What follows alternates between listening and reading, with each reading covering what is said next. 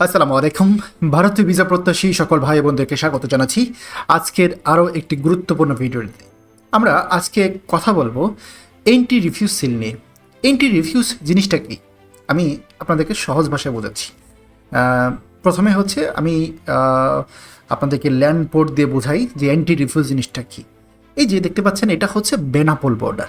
এই যে বেনাপোল বর্ডার, এটা হচ্ছে বেনাপোলে বাংলাদেশের এই সাইডটা হচ্ছে বেনাপোল, আর ইন্ডিয়ার ওই সাইডটা হচ্ছে পেট্রোপোল। এই যে গাড়িটা দেখতে পাচ্ছেন, এই গাড়ির সাইডটা হচ্ছে পেট্রোপোল, আর মাঝখানে এই যে দেখতে পাচ্ছেন, এই যে এখানে বিজিবি দাঁড়িয়ে আছে, বিএসএফ দাঁড়িয়ে আছে, এটা হচ্ছে 0 পয়েন্ট। আচ্ছা, এবার কি হলো, এই আপনারা আবার এখানে দেখুন, মাউসের দিকে দেখুন, ডান সাইডে আমরা হচ্ছে যারা বাংলাদেশি তারা মূলত ডান দিক দিয়ে আপনার পোর্ট দিয়ে প্রবেশ করে ইমিগ্রেশনটা কমপ্লিট করে পাসপোর্টে ইমিগ্রেশন সিল লাগিয়ে তারপর এই ঘরটা আছে, এই ঘরটা দিয়ে মূলত এই যে দেখতে পাচ্ছেন এই লোকগুলো যেখানে দাঁড়িয়ে আছে এই দিক দিয়ে এসে আমরা সাইড দিয়ে বাম দিয়ে ঢুকে ভারতের ইমিগ্রেশন যে নতুন পোর্ট হয়েছে সেখানে আমরা প্রবেশ করি। তো এখান থেকে পাসপোর্টে সিল মেরে যখন ভারতের ওইখানে প্রবেশ করলাম, ভারতের এখানে ঢোকার ট্রাই করলাম, যখন কাস্টমস অফ ইমিগ্রেশন অফিসারকে আমার পাসপোর্ট দিলাম, সেই পাসপোর্ট অফিসার আমার হচ্ছে পাসপোর্টে লিখে দিল এন্ট্রি রিফিউজ। জি, এই যে দেখতে পাচ্ছেন এন্ট্রি রিফিউজ, এই যে ENTRY এন্ট্রি রিফিউজ। এটা আপনার হচ্ছে উল্টা করে দেওয়া, বাট আমি বুঝিয়ে দিচ্ছি জাস্ট। দেখুন এন্ট্রি রিফিউজ, আর এখানে লেখা আছে ইমিগ্রেশন রিজন, ইমিগ্রেশন রিজন, তারিখটা দেওয়া আছে এন্ট্রি রিফিউজ। তাহলে এই এন্ট্রি রিফিউজটা কারণ হচ্ছে দেখুন এই লোকটা বাংলাদেশ থেকে বৈধভাবে এক্সিট নিয়েছে, এক্সিট নিয়ে সে হচ্ছে ভারতে প্রবেশে ট্রাই করেছে, কিন্তু সেখানে ইমিগ্রেশন অফিসার তার পাসপোর্টটা হচ্ছে চেক করে যে কোনো একটা ইমিগ্রেশন কারণ দেখিয়ে তার হচ্ছে ইমিগ্রেশন এন্ট্রি রিফিউজ করে দেয়। এখন আপনাদেরকে আমি আরেকটা জিনিস দেখাই, একটু অপেক্ষা করুন। এই যে দেখতে পাচ্ছেন এখানে এন্ট্রি রিফিউজ ইমিগ্রেশন রিজন, এখানে এই দেখেন এখানে কিন্তু দুইটা সিল, একটা হচ্ছে বাংলাদেশের অ্যারাইভাল এবং ডিপার্চার। প্রথমে ডিপার্চার করেছে, তারপরে ইন্ডিয়ার এখানে গিয়েছে, ইমিগ্রেশন রিফিউজ করে দিয়েছে, তারপর সে পুনরায় আবার বাংলাদেশে অ্যারাইভাল করে ফেলেছে। এখন এই এন্ট্রি রিফিউজালটা কেন করে? এন্ট্রি রিফিউজালের অনেক কারণ থাকতে পারে।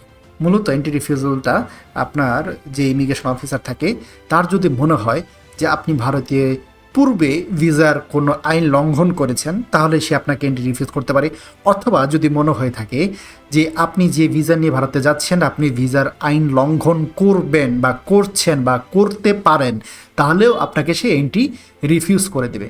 আমি কয়েকটা উদাহরণ দিয়ে বলি। যেমন ধরেন, সাপোজ এই কথাটাই বলি, এটা একটা উদাহরণ দিয়ে বলি।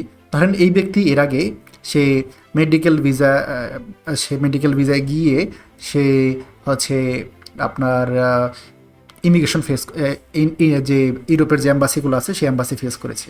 তো ওই টাইমে হয়তো ইমিগ্রেশন তাকে মার্ক করে রেখেছিল। পুনরায় যখন এই ব্যক্তি ভিসা পেয়েছে সে আবার প্রবেশ করতে গিয়েছে, তাকে এন্ট্রি রিফিউজ করে দিয়েছে।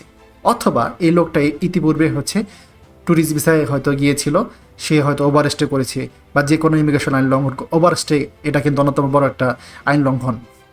এফআরও ছাড়া ইমিগ্রেশন লঙ্ঘন করলে বা মেডিকেল ভিসাও এফআরও ছাড়া যদি আপনি অতিরিক্ত থাকেন তাহলে কিন্তু এন্ট্রি রিফিউজ হতে পারে। তো পুনরায় প্রবেশ করতে গেলে এন্ট্রি রিফিউজ করে দেয়।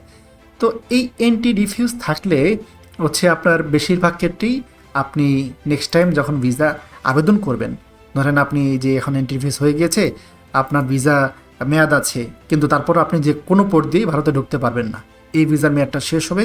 তারপরে যদি আপনি নতুন করে হাই কমিশনে অ্যাপ্লিকেশন করে আপনি যদি ক্ষমা টমা চেয়ে তারপরে যদি আপনি আবেদন করেন তাহলে কিন্তু আপনার ভিসা পেতে পারেন।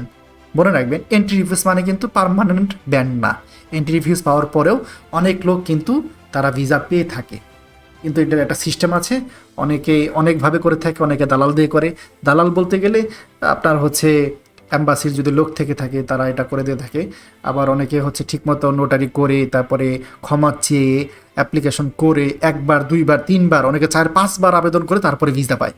তবে আমি যতটুকু জানি যে এন্ট্রি রিফিউজ থাকে অবস্থায় আপনি যতক্ষণ ভিসার মেয়াদ থাকতে আপনি প্রবেশ করতে পারবেন না, এবং আপনার হচ্ছে আপনি অনেক সময় 5-6 বার পর্যন্ত আপনাকে ভিসা আবেদন করে তারপর আপনি ভিসা পেতে পারেন। তো এটার জন্য আপনাকে ধৈর্য ধরে অপেক্ষা করতে হবে।